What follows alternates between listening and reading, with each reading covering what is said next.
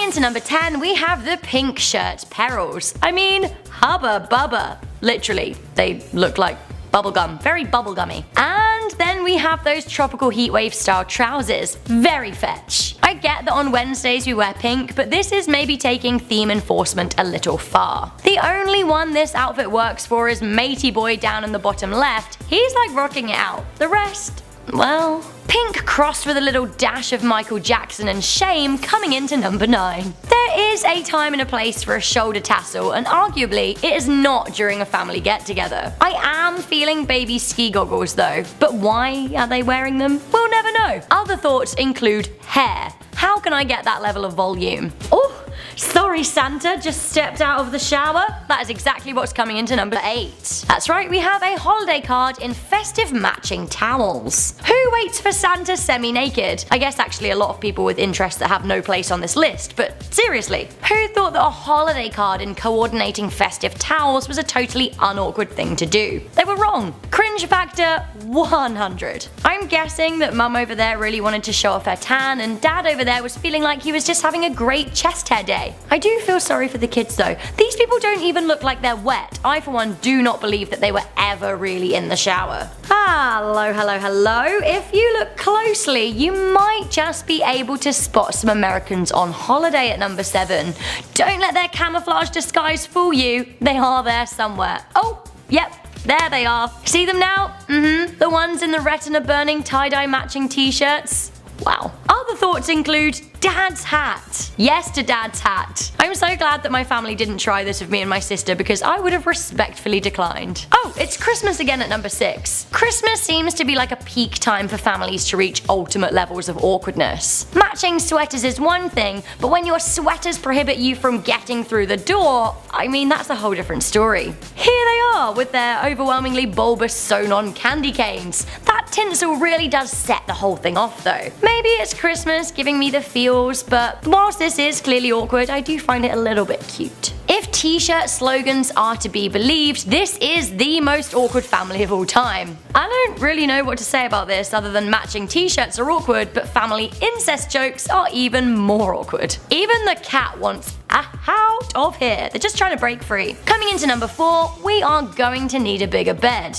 Yep, that's right, it's nap time for this family of 16 people. If you don't know where to look, I really don't blame you. It's very overwhelming and adults in matching teddy bear nightgowns and nightcaps is an odd sight. I'm assuming that this is a grandparent with kids and grandkids situation, although it's kind of hard to tell. It can also be hard to tell who's an adult and who's a child too. Also, whose feet are they in the middle and why are they wearing boots to bed? Help me, I am confused. More matching nightwear coming into number 3, except for Dad. Dad defies nightwear. Like, put it away, Dad, please. Nobody wants to see your nipples this evening. We know from the calendar in the back that it's Christmas Eve, but that's just an observation, not an explanation for Dad's toplessness. I think it's best if we all just move on, moving swiftly on. Oh, I am terrified by these matching costumes at number 2. There's something very sinister about these elephants, mostly because of their sharp fangs. Sure, they're supposed to be tusks, but why so pointy? I also really don't like that I can't see these people's eyes. Okay, we are here at number 1, and this picture looks like it was absolutely nobody's idea, except maybe the photographers. It looks like these new parents went on a photo shoot with their newborn child, only to be coerced into doing an impromptu scene from Winnie the Pooh. Just get on your knees and be Eeyore, alright? That dad though, what a good sport. Although by the blank starey lady at the back, I feel like she would have made a better Eeyore because she has no emotion, only blank. In at number 10, we have ladies in red. There is a definite theme to this picture, and I'm a little bit disturbed. Lads dressed like San Francisco dwelling film noir directors, ladies red and white. Ladies of childbearing age, make that something in a spandex, and just to freak out the in-laws and second cousins,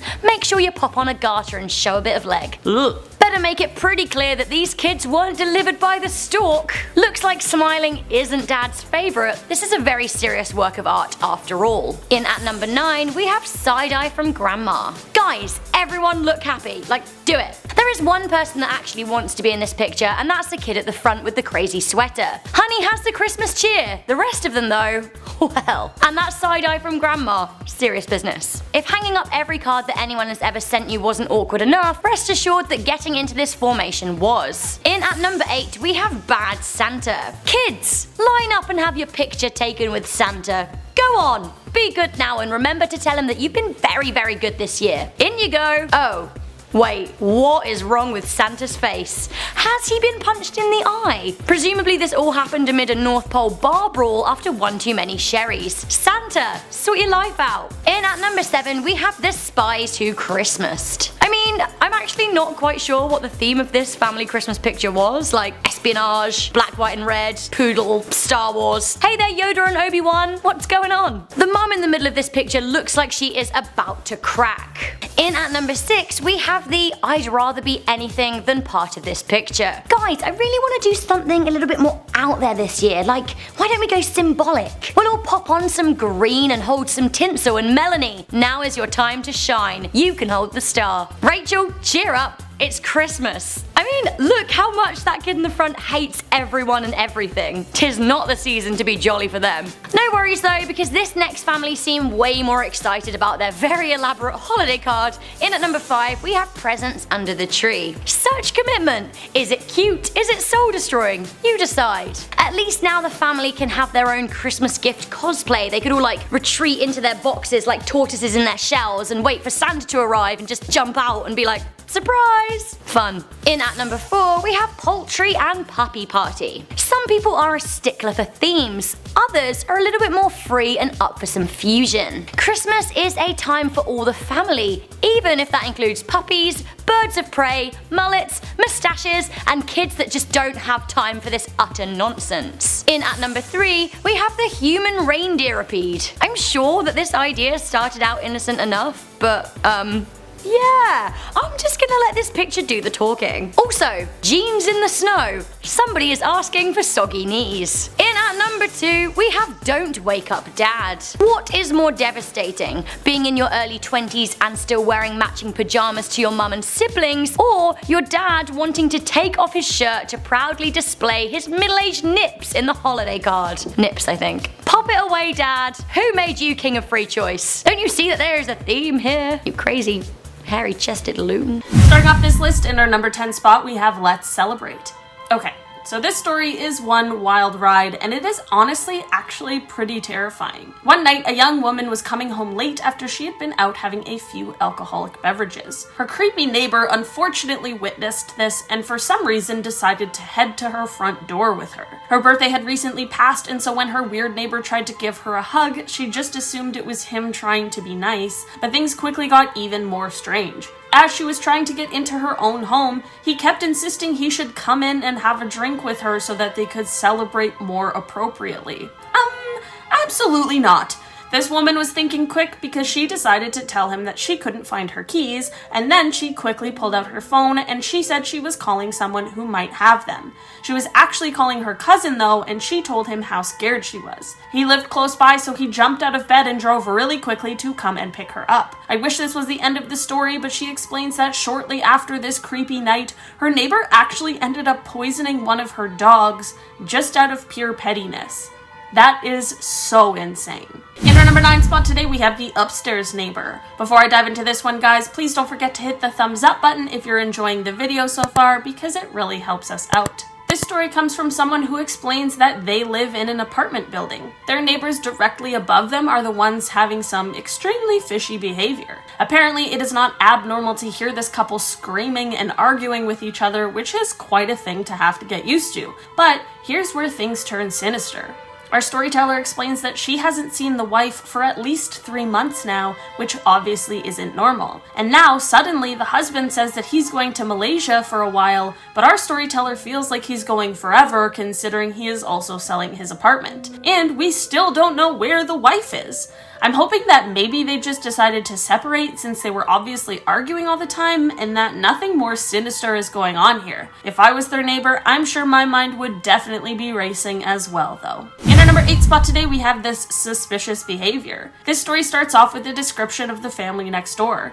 There are 3 of them, a husband, a wife, and their 2-year-old daughter. Apparently, the husband has always been super weird and gave off some bad feelings. He had a really expensive car, and apparently basically all he did was drive it and wash it. So, one day, the police came knocking on our storyteller's door, and the police explained that apparently the husband and wife next door had supposedly gotten a divorce, but they wanted to know if they happened to know the whereabouts of the wife and daughter because they could not locate them. Our storyteller didn't know anything about their whereabouts, but gave what info she did know, which was that she had a 2-year-old and that she was maybe pregnant and that she drove a white Jeep. After this police visit, they didn't hear anything else, but of course kept their eyes and ears peeled. A few months after the police visit, the creepy husband is outside cleaning his expensive car, and this is when our storyteller sees the wife's white Jeep in the garage of the house. If she had run off, why would she leave her car? The creepy husband saw our storyteller see the Jeep, and just a few short days later, he ended up selling it. This could all just be a coincidence, but it certainly is all a little suspicious. In our number 7 spot today, we have the Skull Stealer. This next story is one that our storyteller luckily didn't have to witness, but it definitely is still quite strange. Apparently, this neighbor man was out and about searching for gold one day, and on his way back, he ended up being pulled over for some reason.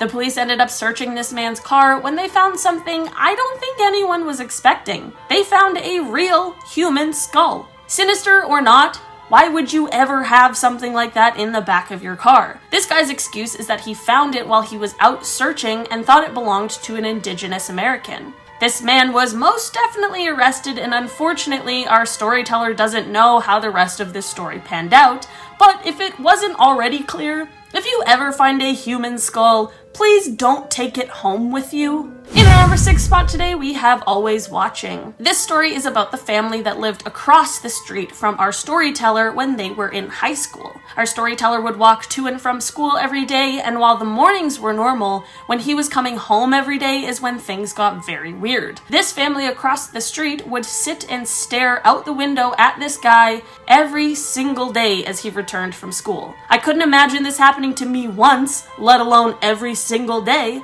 but that truly sounds like an absolute nightmare. To make things just a little more strange, it apparently wasn't uncommon for them to get phone calls from their scary neighbors' phone numbers, but when they answered, there just wasn't anyone on the other end. I feel like I would have immediately put my house up for sale or something because every night I would feel like I would need to sleep with one eye open. In our number 5 spot today, we have Stay Away. This story comes from someone who had some weird neighbors when they were around 9 or 10 years old. The people who actually lived next door were a middle-aged couple, and while they didn't have any kids of their own, they had 3 nieces who were around the same age as him, so they would play together often. One day, the couple invited our storyteller to church with them. There isn't necessarily anything inherently wrong with that, but what happens next is where things turned a little strange. This couple then proceeded to explain why this child should come to church with them, which already sounds creepy.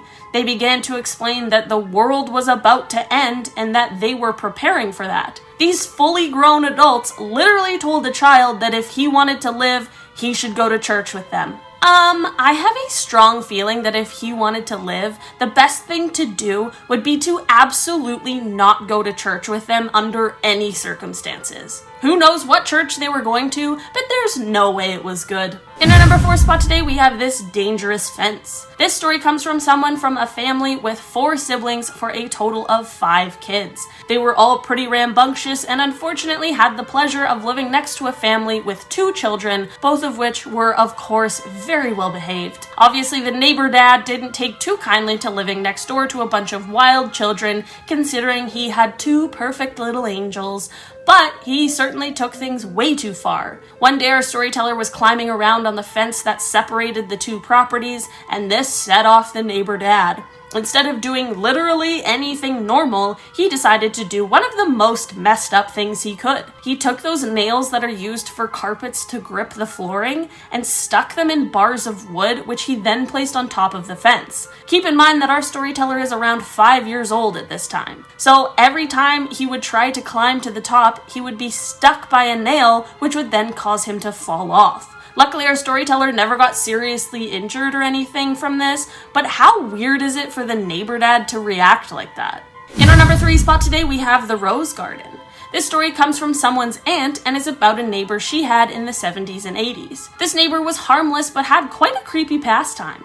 This neighbor volunteered at a blood bank, which is obviously great, but since the 70s and 80s were pretty much just a free-for-all, there was an insane blood bank rule that allowed this neighbor lady to be able to take home the bags of blood that were expired and would be thrown out. I truly cannot believe that was a thing, but I guess this lady was resourceful. She would take these bags of blood and then use them as fertilizer for her garden. Our storyteller's aunt explains that you would see her out there on her knees, digging around with a big floppy sun hat, just working human blood into the soil around her roses. They end off this story by explaining that all of the flowers in her garden were truly magnificent, and I guess maybe she really was onto something. In our number 2 spot today, we have the next door dentist. This story comes from someone whose neighbor was a dentist, and he lived with his wife, and they apparently had one creepy child. Our storyteller explains that this weird family next door once absolutely freaked out on them for planting some flowers alongside their fence. They didn't go into detail about why, but the dentist family screamed as they said they didn't want anyone digging up their land. That's a reasonable request for sure, but also very, very suspicious. The dentist family ended up moving out 2 years after this strange incident, and our storyteller didn't really think much of them until 3 years after that. In an absolutely wild but not surprising turn of events, the dentist's dad ended up being arrested for kidnapping his patients. Our storyteller still has never had confirmation, but truly believes that there are still bodies located down there. In our number 1 spot today, we have Peeping Tom. Okay, so this one is truly one of the creepiest things I have ever heard. This story comes from a man who lives with his wife, and they have a downstairs neighbor who is certainly something else. First, this creepy neighbor approaches the wife and says to her that he can hear her and her husband all the time, with a super creepy and sinister grin on his face, which is absolutely horrifying to even think of. This is already creepy, but this story unfortunately gets worse. One day the wife was painting the porch of the house and accidentally dropped a paintbrush. She bent down to pick it up and sadly had to see what no one should have to see. Through the slits in the deck, she saw this creepy neighbor's eyes staring up at her. Tell me why this creepy man was laying under the porch, staring up at her, being a weirdo Peeping Tom. They have no idea how long he was there for, and honestly, they probably don't even want to know. Alright guys, that has been our list for today. Thank you so much for checking it out. If you have any crazy neighbor stories, please let me know. Guys, these things are crazy. I thought I had bad neighbors, but truly nothing compares to the ones on these lists.